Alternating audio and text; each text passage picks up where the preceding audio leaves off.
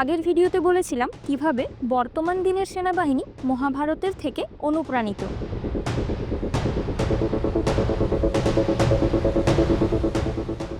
সেখানে ব্যূহ অর্থাৎ সেনার ফরমেশনের কথা উঠেছিল। আমরা চক্রব্যূহের কথা এবং সেখানে অভিমন্যুর মর্মান্তিক মৃত্যুর কথা সকলেই শুনেছি।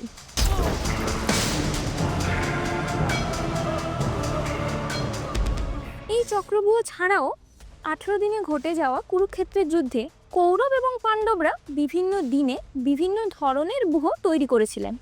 সেখান থেকেই 5টি ব্যূহের কথা আজকে আপনাদেরকে বলবো।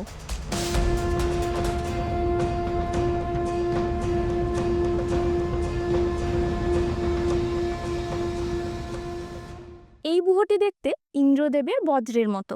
কুরুক্ষেত্রের যুদ্ধে প্রথম দিনে পাণ্ডব সেনারা এই ফরমেশনে দাঁড়িয়েছিলেন এবং এই ব্যূহটি অর্জুন রচনা করেছিলেন।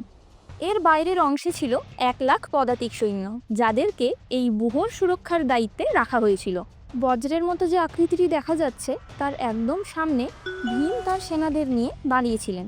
তার পরের লেয়ারে এই জায়গায় নকুল এবং সহদেব ছিলেন, যারা অভিমন্যু এবং দ্রৌপদেয়কে সুরক্ষা দিচ্ছিলেন। তারপরেই ছিলেন শ্রীখণ্ডী, অর্জুন এই অংশটিকে রক্ষা করছিলেন। তারপরে উত্তমেজয় এবং সাত্যকীর সেনাদেরকে রাখা হয়েছিল। যুধিষ্ঠির এই ব্যূহের একদম মাঝখানে হাতি চালক সেনাদের নিয়ে দাঁড়িয়েছিলেন। আসলে এই বজ্রব্যূহ একটি ডিফেন্সিভ ওয়ার ফরমেশন। আগেই বলেছি, পাণ্ডবদের পক্ষে 7 অক্ষৌহিণী সৈন্য এবং কৌরবদের পক্ষে 11 অক্ষৌহিণী সৈন্য ছিলেন।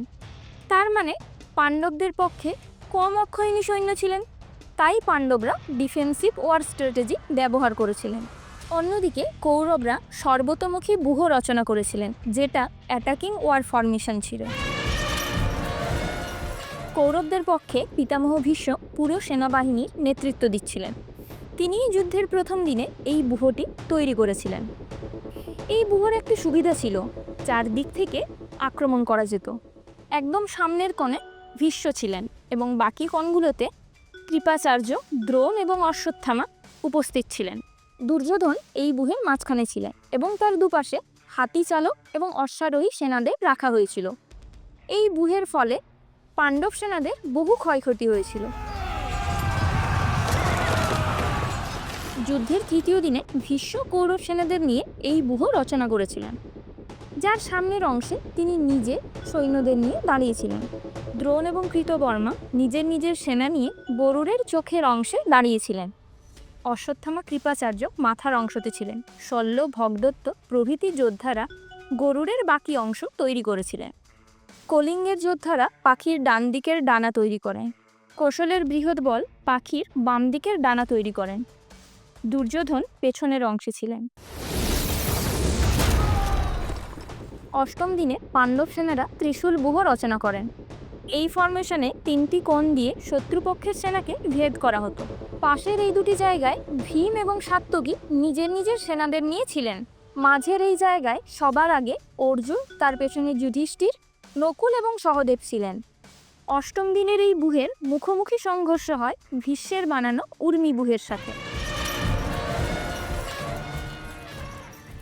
উর্মি অর্থাৎ সমুদ্র। এই ফরমেশনে সেনাবাহিনীরা সমুদ্রের তরঙ্গের মতো কাজ করত। অষ্টম দিনে ভীষ্ম এই ব্যূহ রচনা করেছিলেন। এই ফরমেশনে একটি লেয়ারের সেনারা আগে গিয়ে আক্রমণ করত। তারা পিছিয়ে আসার আগেই পরবর্তী লেয়ারের সেনারা গিয়ে আক্রমণ শুরু করত এবং বাকি সেনারা আক্রমণের জন্য প্রস্তুতি নিত। এইভাবে মুহুর্মুহু আক্রমণের মাধ্যমে শত্রুপক্ষের সেনাদের ছত্রভঙ্গ করে দেওয়াটাই ছিল এর মূল উদ্দেশ্য। সামনের লেয়ারে অবন্তী এবং মালব্যের সেনাদের সাথে ভীষ্ম নিজে ছিলেন এবং পরবর্তী লেয়ারে ছিলেন দ্রোণাচার্য এবং সবশেষে সুরক্ষিত লেয়ারে ছিলেন দুর্যোধন। কেমন লাগলো আজকের এই ভিডিওটি? আরও অনেক অজানা এবং ইন্টারেস্টিং গল্প রয়েছে আমাদের এই মাইথোলজির পাতায় পাতায়। কুরুক্ষেত্রের যুদ্ধে আরও অনেক ব্যূহ তৈরি হয়েছিল।